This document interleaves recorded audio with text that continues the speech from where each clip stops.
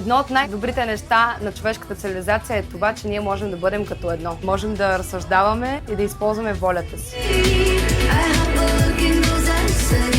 Ние живеем в най-хубавото време изобщо в историята. Времето, в което сме свободни и ние може да решаваме какво да правим със себе си, особено като жени, как да се обличаме, какво да говорим, кои да бъдем ние. Защо да гласувате е много важен въпрос за всеки един по-отделно. За мен е важно да гласувам, защото искам да се заявя.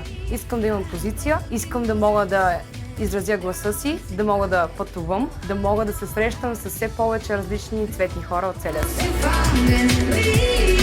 Ако всеки един от нас гласува и използва гласа си, смятам, че утрешния ден може да бъде една идея по-добър за всички нас. Използвай гласа си!